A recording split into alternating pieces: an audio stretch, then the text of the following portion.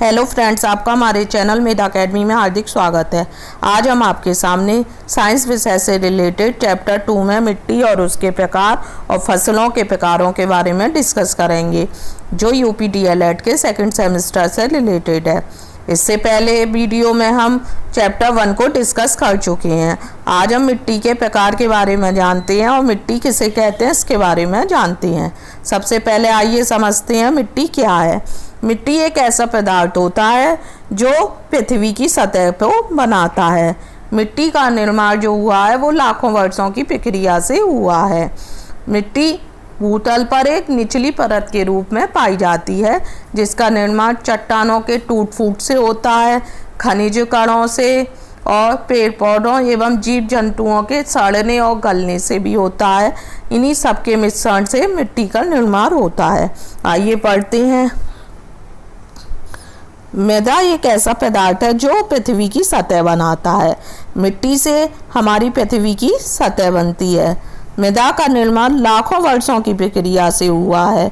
मृदा के निर्माण में अनेक भारी शक्तियाँ अपना प्रभाव चट्टानों पर डालकर उन्हें कमजोर करती हैं, जिससे उनके बारीक बारीक कण अलग अलग हो जाती हैं तथा मृदा का निर्माण होता है। जो चट्टानें होती हैं वो टूट जाती हैं और टूटकर वह मिट्टी में मिल जाती हैं। इससे हमारी मिट्टी का निर्माण होता है।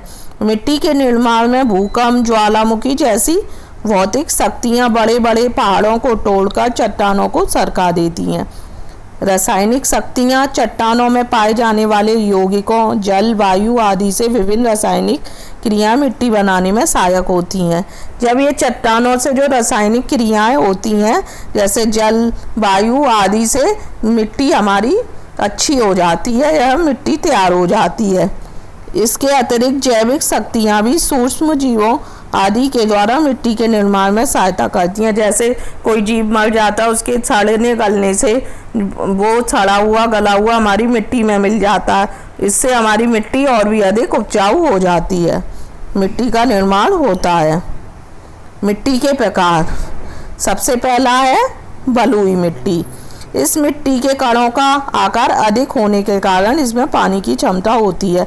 इस मिट्टी में कंकड़ पत्थर अधिक होते हैं, तो ये पानी की क्षमता को रोक कम पाती है। इनमें पानी रोकने की क्षमता कम होती है तथा इसके कणों के मध्य में वायु अधिक होती है। इस मिट्टी में पोषक तत्व नहीं पाए जाते हैं। बलुई मिट्टी में पोषक तत्व नहीं पाए जाते हैं। यह मिट्टी पौधों के लिए उपयोगी नहीं होती, क्योंकि इसमें पोषक तत्व नहीं पाए जाते हैं। इसे रेगिस्तानी मिट्टी के नाम से भी जानते हैं।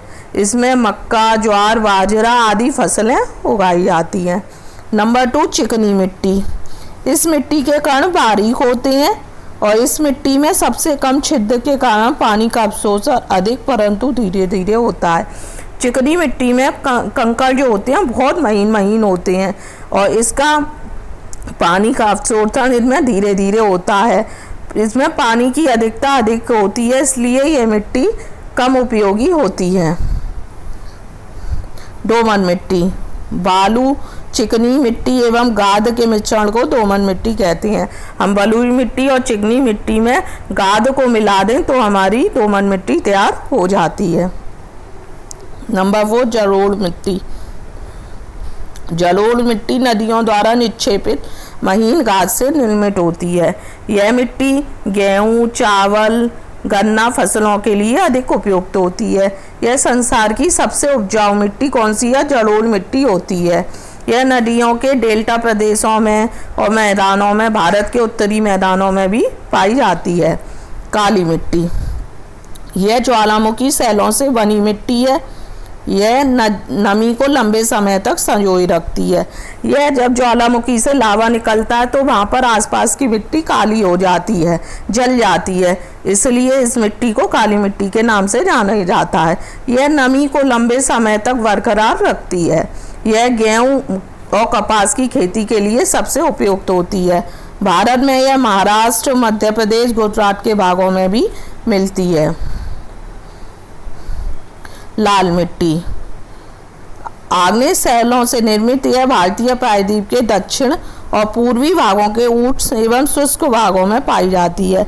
यह मिट्टी कम उपजाऊ है, परंतु उर्वरकों की सहायता से इसमें फसलें उगाई जा सकती हैं। यह मिट्टी आग्नेय शैलों से निर्मित होती है और यह मिट्टी कम उपजाऊ होती है क्योंकि इसमें उर्वरकों की क्षमता नहीं होती है। हम उर्वरकों की सहायता से इसमें फसलों को उगा सकते हैं। लैटराइट मिट्टी पश्चिमी घाट, नागपुर के पठार एवं उत्तर पूर्वी राज्यों के कुछ भागों में पहाड़ी प्रदेशों की गर्म जलवायु और वर्षा की अधिकता वाले क्षेत्रों में पाई जाती है।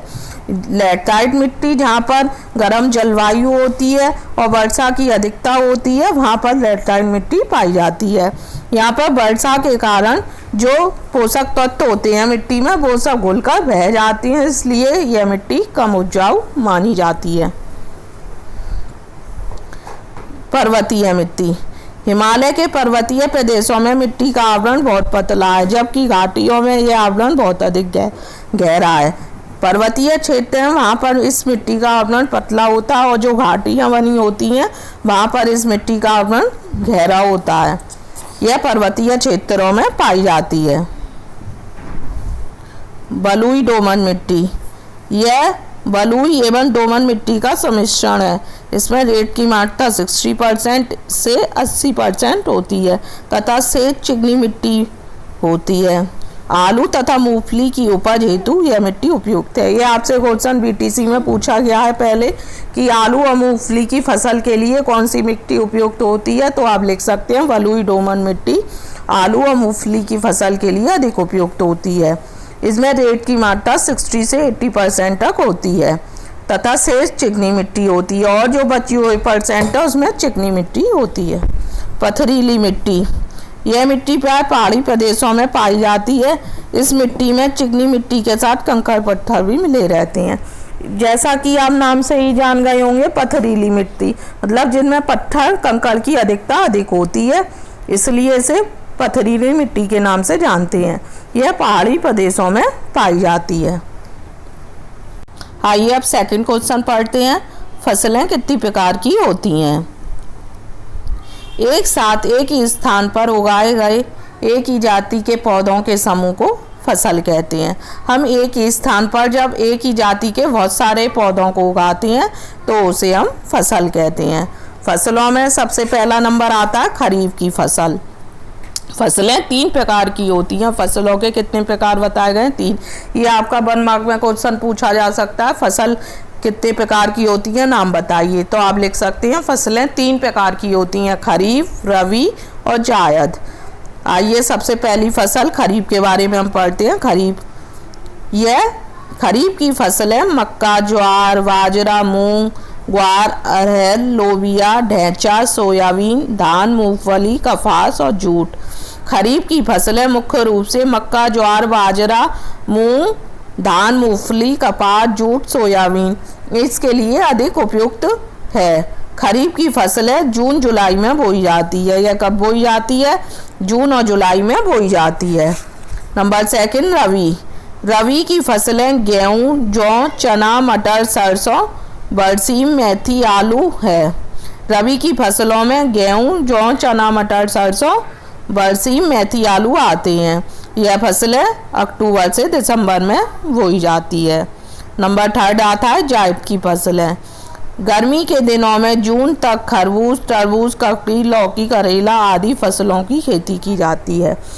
जायद की फसलों में गर्मी के दिनों में की जाती है जून के महीने तक, जिनमें खरबूजा है, तरबूज है, ककड़ी, लौकी, करेला आदि फसलों की खेती की जाती है। इन्हीं फसलों को जायद की फसल कहते हैं। अगर आपको हमारा ये वीडियो पसंद आया हो तो प्लीज़ हमारे वीडियो को लाइक कीजिए, चैनल को सब्सक्राइब कीजिए और बेल आइकन को प्रेस करना ना भूलिए।